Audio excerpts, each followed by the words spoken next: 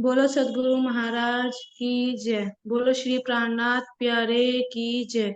सब सुंदर साथ के चरणों में मेरा कोटि कोटि प्रेम प्रणाम। प्रणाम जी।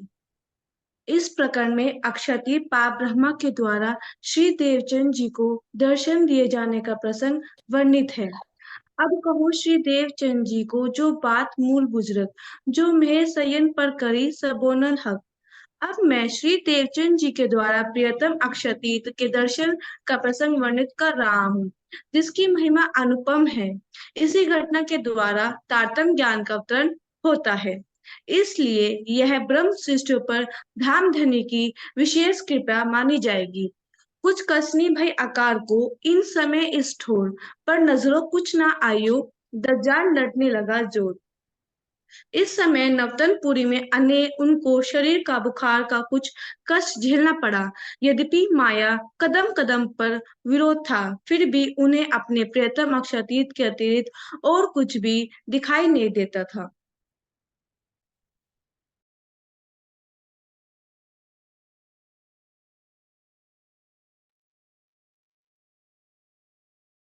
वैद्य जी को लेकर आया। बेटा देवचंद, मैं वैद्य जी को लेकर आया हूँ। ये तुम्हारा इलाज करेंगे। मुझे कुछ नहीं हुआ पिताजी, मैं ठीक हूँ। हाँ हाँ, मैं कुछ ही दिनों से देख रहा हूँ तुम कितना ठीक हो। चलो चुपचाप, वैद्य जी आए हैं। इन्हें लंबी अवधि का ज्वर हुआ है। इन्हें ठंडी हवा से बचना अति आवश्यक है। इन्हें ऐसे में बाहर नहीं जाना चाहिए। देवचंद जी को मेरी औषधि लेकर आराम करना चाहिए।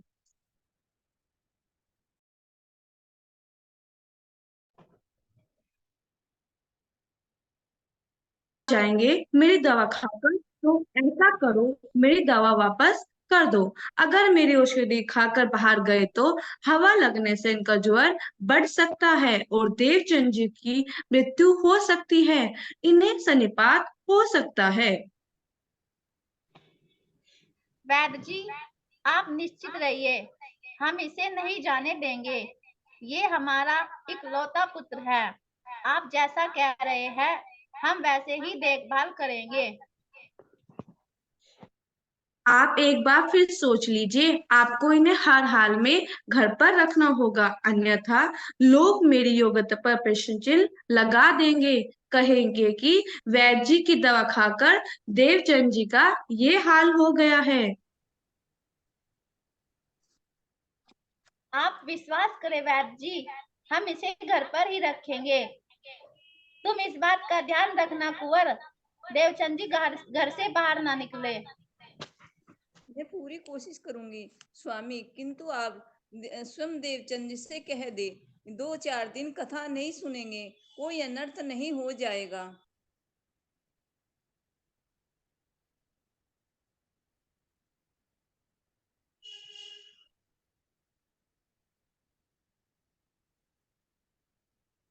तब होगा माँ, जब मैं अनर्थ तो तब होगा माँ, जब मैं भागवत कथा सुनने नहीं चाहूंगा। और आप लोग ये सुन ले, मुझे शरीर का कोई मोह नहीं है। मेरे लिए धर्म के अलावा और कुछ नहीं है। यदि धर्म ही नहीं रहा तो मैं देह बचाकर क्या करूंगा। बिना शरीर के धर्म का आचरण नहीं हो सकता बेटे। वो कहते हैं ना, शरीर माध्यम खलु धर्म साधनम। इसलिए ये हट छोड़ो, इस शरीर को स्वस्थ करो ताकि तुम ठीक हो सको और ठीक होकर भागवत कथा सुनने जा सको। हाँ कुंवर, जाओ दवा का काढ़ा बना कर लाओ। हे भगवान, आप तो जानते हो मेरा बेटा आपकी कथा सुने बिना नहीं रह सकता। इस हाल में तो उसका घर से बाहर जाना ठीक भी नहीं है। समझ में नहीं आता मैं क्या करूं, कैसे रोकूं उसे। बड़ा धर्म संकट है। प्रभु, मेरे देवचंद को बचा लो। भगवान, मेरे पुत्र को बचा लो। उसे जल्द ही ठीक कर दो। देवचंद बेटा उठो, काढ़ा पी लो। देवचंद, क्या हुआ? बेटा तुम्हें क्या ठंड लग रही है? हाँ, अरे ये क्या बचपना है, तुम्हें सुना नहीं? वैद्य जी ने क्या कहा था?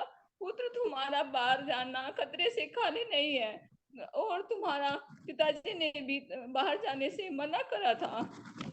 देवचंद, 14 सालों से तो कथा सुन रहे हो, एक दिन नहीं सुनोगे तो कौन सा अनर्थ हो जाएगा।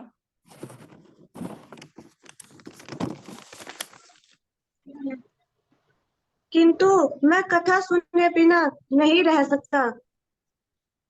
किंतु मैं कथा सुने बिना नहीं रह सकता, बहुत बड़ा अनर्थ हो जाएगा। माँ, मेरा बरसों का नियम, मेरी साधना भंग हो जाएगी, इसलिए मुझे ना रोको, मुझे जाने दो। तुम कहीं नहीं जाओगे, लगता है तुम्हें ऐसे नहीं मानोगे, मुझे तुम्हारे साथ जबरदस्ती करनी पड़ेगी। सुनो देवचंद्र, आज तुमने मेरी बात न मानकर मुझे बहुत विवश कर दिया है कि तुम्हें अपने ही घर में कारागृह का अनुभव कराऊं।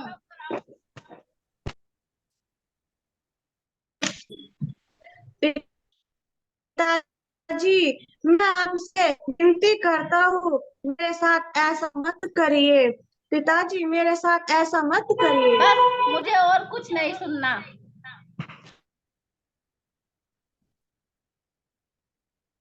पिताजी सुनिए तो, पिताजी सुनिए तो, मुझे जाने दो, पिताजी सुनिए तो। कुछ भी हो जाए, सुबह तक दरवाजा कोई नहीं खोलेगा। यूं क्यों माने नहीं, तब गिरो पिछले पांव। खम्मा खम्मा माता कहे, गिरो भौम भरी खाई। मधु मेहता दरवाजा छोड़ने के लिए तैयार नहीं थे, और श्री देवचंद जी के रुक पाना संभव नहीं था। अंत में श्री देवचंद जी चक्कर खाकर पिछले पांव गिर पड़े, और जमीन यह देखकर माता कुंवरबाई बचाओ बचाओ कहकर रुदन करने लगी। स्वामी, अगर मेरे बेटे को कुछ हो गया तो मैं आपको जीवन भर क्षमा नहीं कर पाऊंगी।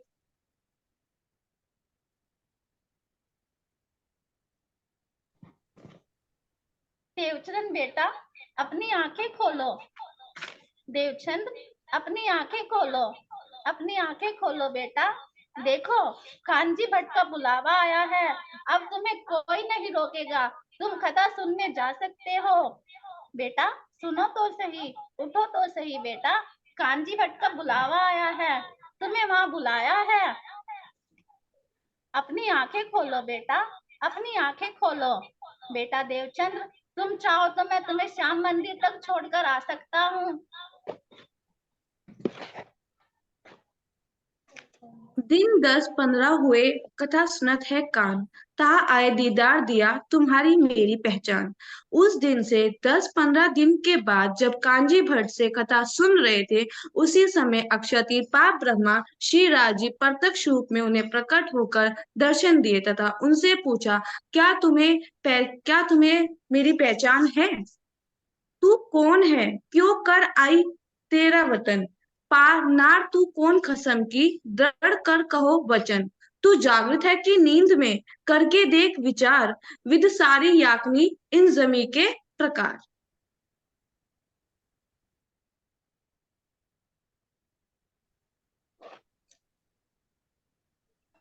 देवचंद्र, पहचाना मुझे?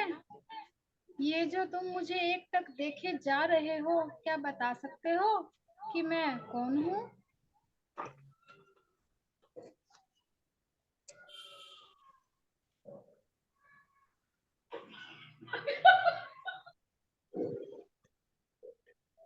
मेरे हृदय में ऐसा आभास हो रहा है कि आप मेरे वही प्राणेश्वर हैं, जिनकी खोज में मैंने अपनी सारी आयु व्यतीत कर दी।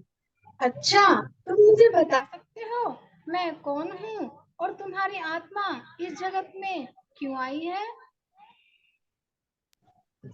हे मेरी आत्मा के प्रियतम, मुझे नहीं पता कि मैं कौन हूँ और मेरा मूल घर कहाँ है। मैं जो आपको अपना प्रियतम कह रहा हूँ, वो भी मुझे निश्चय और ज्ञान से नहीं कह रहा हूँ। ये सृष्टि के अनादि प्रश्न है जिनका उत्तर अब तक इस सृष्टि में कोई नहीं दे सका। हे प्राण प्रियतम, मैं आपको ही खोजने के लिए संसार में चारों तरफ भटकता रहा और सबसे पूछता रहा, कोई तो मेरे आत्मा के प्रियतम की पहचान करा दे। किंतु ये मायावी जगत अज्ञानता की नींद में सो रहा है। इस संपूर्ण सृष्टि में आपको जानने वाला कोई नहीं है। कृपया आप ही मुझे मेरे निज स्वरूप एवं निज निज नाम की पहचान कराए। मैं अक्षर से भी परे हूँ, मैं सच्चिदानंद हूँ, पर ब्रह्म हूँ। हमारा धाम तुम मेरी आनंद शक्ति श्यामा जी हो। हमारा धाम अक्षर से भी परे परम धाम है। वहाँ हमारी ही हृदय स्वरूपा 12,000 आत्मा रूप सखियां भी है। वहाँ हमारा अखंड दिव्य द्वैत स्वरूप है। वहाँ अनंत प्रेम है और आनंद की लीला होती है। वहाँ मेरे ही सत अंग अक्षर ब्रह्म भी हैं, जिनकी शक्ति से ऐसे असंख्य ब्रह्मांडों का सर्जन और संचालन लय होता है। वहाँ आप सब सखियों ने मिलकर अक्षर ब्रह्म की दुखमयी प्रकृति की लीला की चाहना की। तब सर्वप्रथम ब्रज मंडल में आए और मेरी शक्ति श्री किशन जी के तन में आई और तुम्हारी आत्मा राधा जी के तन में आई। ब्रह्म प्रियाओं की सूरताएं गोपियों के तन में आई। 11 वर्ष 52 दिन तक ब्रजमंडल में लीला करने के बाद रास लीला की योग माया के ब्रह्मांड में जाकर रास में भी खेल देखने की इच्छा की, पूर्ण नहीं हो पाई। फिर तुम 28वें कलयुग में दोबारा आई। जिस प्रकार तुम्हारी आत्मा देवचंद्र जी के तन में आई है, ब्रह्म प्रियाओं के आत्माएं विभिन्न धर्मों, जातियों एवं वर्णों में आई हैं। जिस प्रकार मैंने तुम्हें जागृत किया है, वैसे ही तुम उन सभी आत्माओं को भी जागृत करना और अपने परमधाम ले चलो। किंतु प्रियवर, वो आत्माएं कहाँ है? मैं उन्हें पहचानूंगा कैसे? उसकी चिंता तुम मत करो, मैं स्वयं तुम तक उन्हें पहुंचाऊंगा। तुम्हारे ही अंदर हृदय धाम में विराजमान होकर तुम्हें जगाऊंगा भी। ये भागवत ग्रंथ सभी आत्माओं के लिए आए हैं। उनके रहस्य को आपके बिना और कोई स्पर्श नहीं कर पाएगा। मैंने तुम्हें अब सब कुछ बता दिया है और अगर कुछ पूछना चाहते हो तो पूछ सकते हो। जब आत्माओं को बुलाएंगे आप ही और मेरे अंदर विराजमान होकर उन्हें जगाएंगे भी आप ही, तो फिर मुझे क्या पूछना है? उठ के आए आसन अपने घर गृह विश्राम। तो ये बात मैं इनको कहो कौन माने इस ठाम। श्याम जी के मंदिर से कथा श्रवण करने छोड़कर विश्राम करने के लिए वे अपने घर आए। वे अपने मन में सोचने लगे कि यह अलौकिक ज्ञान किसको सुनाऊं, भला इस मायावी जगत में परम धाम की बातों को कौन मानने वाला है। एक ठोर कथा मैंने भई कांजी देते श्रवण, जब कथा से उठते तीन आगे कहे वचन। कांजी भट्ट के यहाँ गांगजी भाई भी श्री भागवत का कथा का श्रवण करने जाया करते थे। जब वे कथे सुनकर उधर से आ रहे थे, तब उधर इधर से धाम धरनी की प्रेरणा से श्री देवचंद जी भी जा रहे थे। दोनों की भेंट हुई और श्री देवचंद जी ने उनको अखंड ज्ञान की कुछ बातें बताई।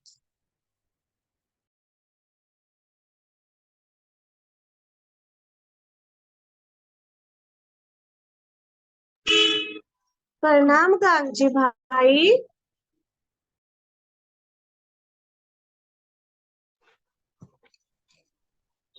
प्रणाम देवचंद्र जी, कैसे हैं आप?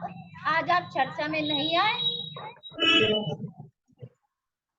कुछ कारणवश नहीं आ सका, परंतु अभी मैं आपसे कुछ ज्ञान चर्चा करना चाहता हूँ, यदि आपके पास समय हो तो।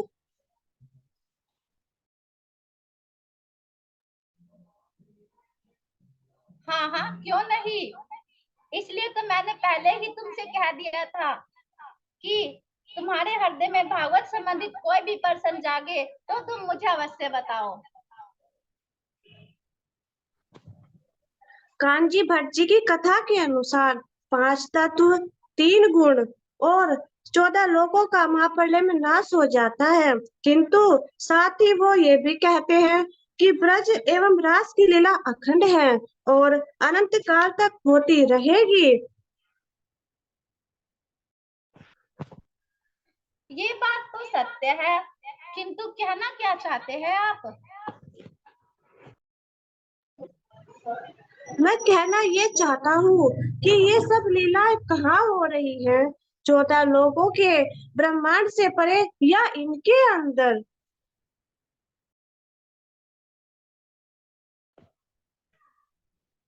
ये तो बड़ा रहस्यमय प्रश्न है। मैंने तो इनके बारे में कहीं भी नहीं सुना। भागवत में एक स्थान पर लिखा है कि भागती हुई गोपियों को उनके घर वालों ने रोकने का प्रयास किया। फिर लिखा है कि गोपियां अपना त्रिगुणात्मक शरीर छोड़कर कृष्ण जी से मिली। फिर एक जगह ये भी लिखा है कि प्रातः उनके पतियों ने उन्हें साथ सोते हुए पाया। ये सभी बातें कैसे संभव है? जब गोपियां घर से भागी तो उन्हें खोजने कोई क्यों नहीं निकला? फिर जब रासलीला अखंड रूप से चल रही थी तो रासलीला के पश्चात यहाँ घरों से कौन से कृष्ण जी और गोपियां उठी?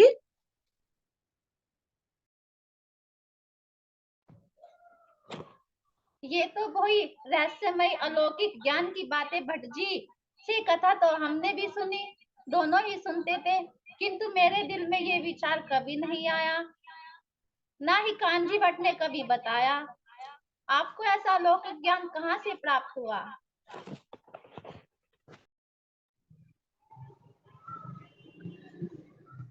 गांगजी भाई, आप मेरी बातों को ध्यान से सुनते जाइए। ये सारा हद का ब्रह्मांड क्षण है। इसकी नियामक आदि नारायण है, जो अक्षर ब्रह्म के मन के स्वप्निक स्वरूप हैं। समस्त जीव इनके ही अंश रूप हैं। इससे परे अक्षर ब्रह्म का वो बेहद मंडल है जहाँ पर वह ब्रज एवं रास की लीला अखंड है। इससे भी परे अक्षरातीत का वो दिव्य परमधाम है जहाँ पर परब्रह्म व उनकी आत्माओं का दिव्य स्वरूप है। वहाँ के कण कण में प्रेम, आनंद और परब्रह्म का असीम सौंदर्य लीला कर रहा है। इन्हीं परब्रह्म एवं उनकी आत्माओं ने आकर ब्रज एवं रास में कृष्ण एवं गोपियों के रूप में लीला की थी।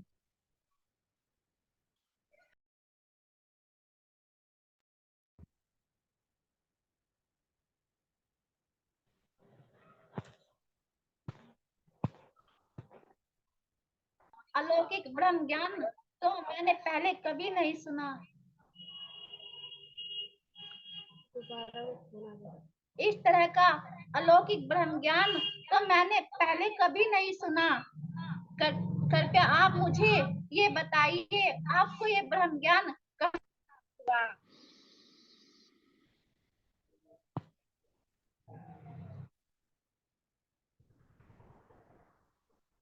मुझे तो लगता है आपको कोई ना कोई बड़ी आध्यात्मिक उपाधि प्राप्त हुई है।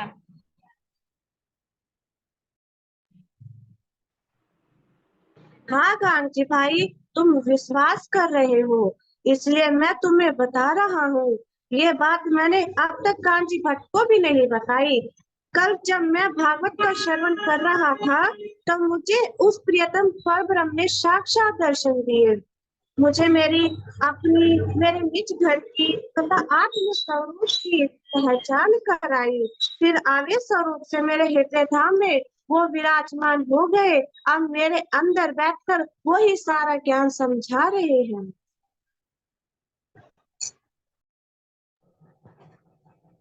जब आपके अंदर सच्चिदानंद परब्रह्म आवेश शक्ति विराजमान है तो मेरे लिए आपका स्वरूप ही प्रियतम के समान है, क्योंकि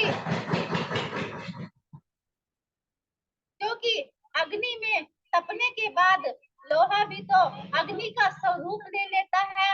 अब मेरी आपसे मात्र एक यही चाहना है कि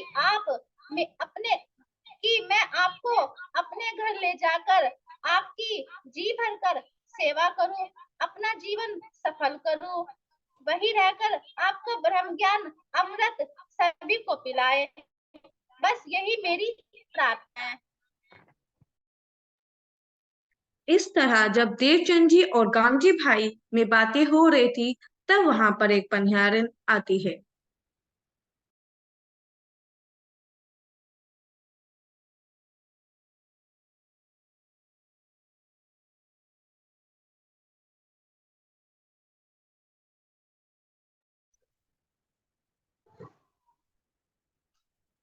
अरे भाई, मैं इस रास्ते से 3 बार आ जा चुकी। आप कब से खड़े होकर बातें कर रहे हैं? आप थक गए होंगे, कहीं बैठकर क्यों नहीं कर लेते?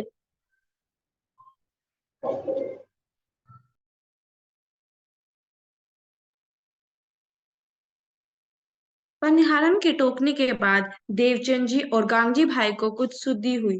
फिर गांगजी भाई देवचंद जी को अपने घर ले जाकर विराजमान कर चर्चा प्रारंभ होती है।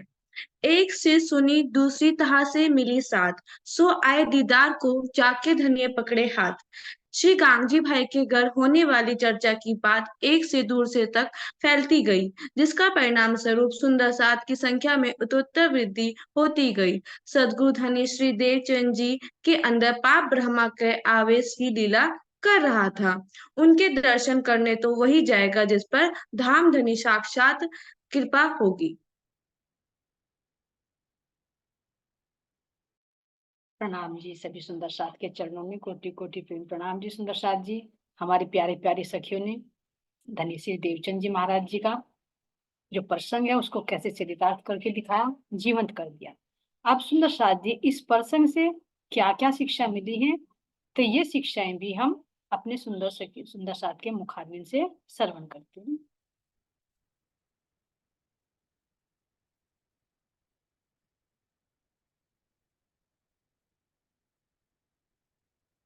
हमें हमें से शिक्षा मिलती है। हमें इस प्रसंग से ये शिक्षा मिलती है, जैसे हमारे सतगुरु श्री देवचंद महाराज जी को बुखार भी चढ़ा, माँ बाप ने भी रोका, पत्नी भी थी, किसी के रोक के नहीं रुके, सत्य मार्ग से नहीं भटके। तो इसीलिए हमें भी भटकना नहीं चाहिए। हमें भी एक दृढ़ विश्वास करके एक संकल्प लेकर और अपने परम धाम सखियों के साथ चलना चाहिए। पीछे फिर के ना देखिए, ना किसी की करिए परवाह, एक धाम हृदय में लेके उड़ा दीजिए अरवा। प्रणाम जी। प्रणाम जी मानिक भाई जी, बहुत सुंदर भाव। आगे अब हम सुनते हैं अपनी अनीता सखी जी के मुखारबिंद से इस प्रसंग से हमें क्या शिक्षा मिलती है।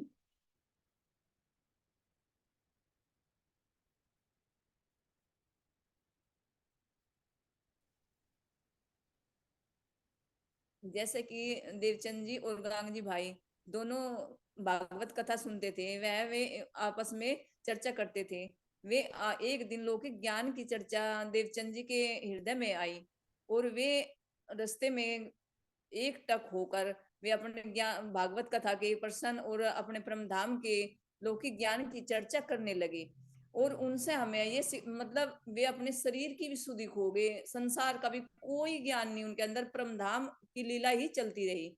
उससे हमें ये शिक्षा मिलती है कि हम भी एक चित हो गए अपने वाणी और मंथन और अपने सुंदर साथ के साथ हमें चलना चाहिए। एक ही भाव है सबके, हमें अपनी देह का भी पता नहीं होना चाहिए।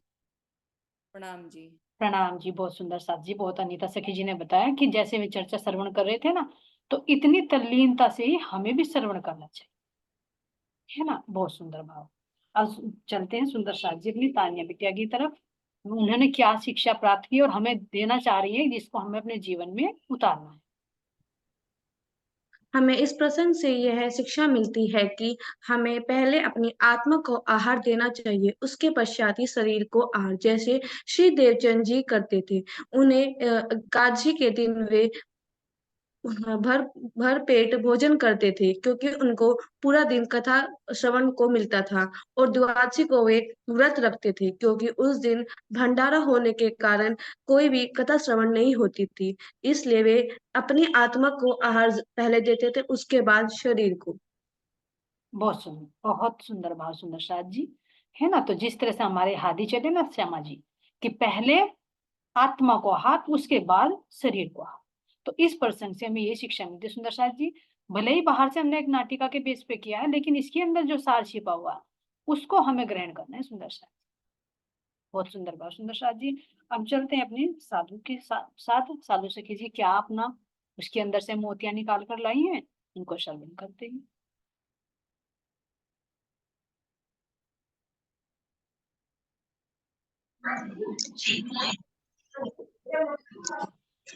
इससे हमें यह शिक्षा मिलती है कि हमें एक ही परमात्मा पर विश्वास करना चाहिए। जैसे हमारे देवचंद जी महाराज जी थे, जगह जगह खोज की उन्होंने, जगह जगह कई कनपटों के पास गए, कभी किसी के पास गए, लेकिन उनका विश्वास डगमगाया नहीं। अपने आत्मा को हाथ देने के लिए, आत्म संतुष्टि के लिए इधर उधर गए। जब तक उन्हें संतुष्टि नहीं हुई तब तक वे इधर उधर भटकते रहे। आखिरकार फिर बाद में उन्हें राज महाराज जी की पहचान हो जाती है, दर्शन हो जाते हैं, उसके बाद ही उनकी आत्मा संतुष्ट हो जाती है। तब वे निजनाम मंत्र का जाप करते रहे, सुंदर साथ को जगाते रहे। जी बिल्कुल बिल्कुल। साधु सखी के भाव से ये पता चला सुंदर साथ जी कि जो अपनी आत्मा होती है, जिनका संबंध धनी से होता है, जब तक वो अपने धनी से नहीं मिलती उसको तृप्ति नहीं होती। जैसे हमारे देवचंद जी महाराज जी जगह जगह भटके, लेकिन उनको तृप्ति नहीं मिली। और उसका उदाहरण साक्षात हमारी मानिक बाई जी है, जुड़ी हुई ही थी जो, और धन सतगुरु का जो सत्संग लिया हुआ था, लेकिन अंकुर कहाँ का था? परम धाम का। तो नहीं मिली आत्मा को संतुष्टि यहाँ आकर में। तो यह अंकुरित आत्मा का सुंदर साथ जी लक्षण होते हैं, जो हमारे साधु सखी जी ने बताया। चलिए सुंदर साथ जी, अब सुनते हैं हम अपने राधा रानी जी के भाव, क्या शिक्षा देने वाली है हमें सुंदर साथ जी।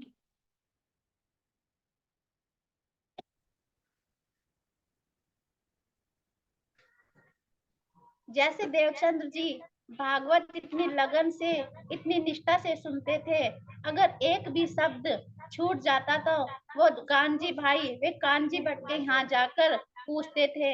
इतनी गहराई से सुनते थे कि मेरा एक भी शब्द ना छूटे। ऐसे ही हमें अपनी ब्रह्मवाणी को भी सुनना चाहिए। कोई भी पॉइंट का एक भी शब्द नहीं छूटना चाहिए। इतनी लगन से, वे इतनी निष्ठा से हमें भी श्रवण करना चाहिए। चलिए सुंदर साथ जी, है ना। तो जिस तरह से हमारी ब्रह्मवाणी है, तो जैसे हमारे देवचंद जी महाराज जी ने भागवत सुनी तो उसके वास्तविक रहस्य को पा गए, है ना, धनी का दीदार पा। तो इसी तरह से जब हम भी अपनी वाणी के एक एक शब्द को सुनेंगे निरंतर निष्ठा, तो फिर सुंदर साथ जी हमारे दूर नहीं है। चलिए हमारे सामने आ गई हमारी राधा सखी जी, उनसे सुनते हैं। हाँ जी, मेरा ये भाव है कि आत्मसमर्पण, हमें अपने राज्य के लिए पूर्ण समर्पण होना चाहिए।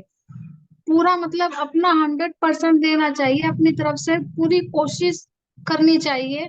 ये नहीं सोचना चाहिए कि राज्य हमारे पास हमें खुद लेने आएंगे। हम अपनी तरफ से कोशिश करनी चाहिए कि हमने गलती की है, हमने खेल मांगा था, तो शुरुआत हमें करनी है, हमें ही अपनी तरफ से पूरी कोशिश करनी है, सब अपना समर्पण करना है। मतलब राज्य के प्रति, राज्य हमें एक ना एक दिन हमें अकेले नहीं छोड़ने के, हमें जरूर लेके जाएंगे, यही हमारा विश्वास है।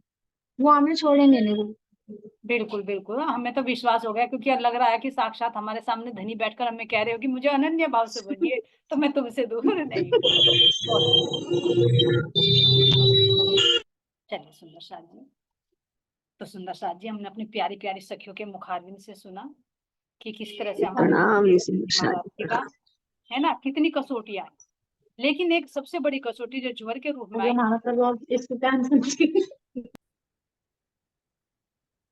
है ना, तो उस कसौटी को भी कैसे पार कर गए और अंत में अपने धामधनी को उन्होंने प्राप्त कर ही लिया। और जो उन्हें ज्ञान मिला सुंदर साथ जी, तो कैसे हमारी धनबाई सखी, है ना, किनके अंदर सुंदर साथ जी, गांगजी भाई के जो तन में विराजमान थी, तो सर्वप्रथम अपने धनी को पहचान गई और अपने घर ले जाकर उन पर तन मन सब कुछ न्यौछावर कर दिया। तो ऐसे सुंदर साथ जी, ये जो हमारा प्रसंग था, ये सुंदर साथ ने कैसे चरितार्थ करके दिखाया, हमारे सामने आज बिल्कुल जीवंत कर दिया ये प्रसंग। और इससे मिलने वाली बहुत अमूल्य शिक्षाएं भी हमें दी, जिनको हम अपने जीवन में उतारेंगे तो तभी ये बीतक को श्रवण करना सार्थक होगा सुंदर साथ जी। अगर ये एक घटना है, कहने की घटना है, लेकिन हर एक घटना के पीछे हमारे धामधनी ने, हमारी श्यामा जी ने, हमारी सखियों ने हम सखियों को चलना बताया कि कैसे कैसे हमें चलना। तो जब तक हम इन शिक्षाओं को सुंदर साथ जी अपने हृदय में, अपने जीवन में चरितार्थ नहीं करेंगे, तब तक बीतक श्रवण करने का कोई औचित्य नहीं रहेगा। सुंदर साथ कैसे सुंदर साथ जी हमारी प्यारी प्यारी सखियों ने अपने अथक प्रयास से, परिश्रम से, लगन से, है ना, कैसे हमारे धनी देवचंद जी महाराज जी का मिलन राज्य से होता है, तो उस घटना को कैसे जीवंत कर दिया। इनके परिश्रम को कोटि कोटि प्रेम प्रणाम सुंदर साथ जी। इन सब सखियों के चरणों में हम सबका कोटि कोटि प्रेम प्रणाम। प्रणाम जी। प्रणाम प्रणाम जी। प्रणाम जी। इन सुंदर साथ के चरणों में मेरा कोटि कोटि प्रणाम। बहुत अच्छा लगा, बहुत मेहनत करी, सारे सुंदर साथ ने बहुत ही अच्छा करके दिखाया। बहुत ही ज्यादा आनंद आया जी, बहुत ही ज्यादा आनंद आया। इन सुंदर साथ के चरणों में मेरा कोटि कोटि प्रेम प्रणाम। ये ऐसे ही और भी तैयारी करते रहे, और भी आगे बढ़ते रहे। ये दुआ है मेरी इनको। शुभकामनाएं। प्रणाम जी। हाँ जी, शुभकामनाएं। हाँ जी। इन सभी सुंदर साथ के चरणों में मेरा भी कोटि कोटि प्रेम प्रणाम, और बहुत ही प्यार प्यार भरे शब्दों से कोटि प्रेम प्रणाम, क्योंकि आज इन्होंने वह दोहरा के दिखाई। ऐसा लगा जैसे कि देवचंद्र जी, प्राणनाथ जी, गान जी से हम भी सामने सन्मुख होकर के बात कर रहे हैं। वे दिन दोबारा दोहरा रहे हैं कि ऐसा ताजा ताजा महसूस हमें हुआ है इन सब को देख करके। इन सब के चरणों में कोटि कोटि प्रेम प्रणाम जी। और मेरे सुंदर साथ जी, आप ऐसे ही बढ़ते रहे और ऐसे ही बढ़ते रहेंगे तो उस धनी की ही मेहर बरसती रहेगी हम सब पर। प्रणाम सुंदर साथ जी। प्रणाम जी। चलिए सुंदर साथ जी, मानिक भाई जी जयकारा लगाइए महाराज जी का।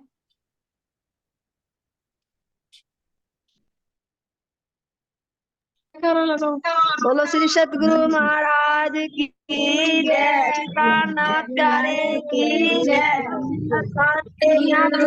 कोटि कोटि प्रणाम।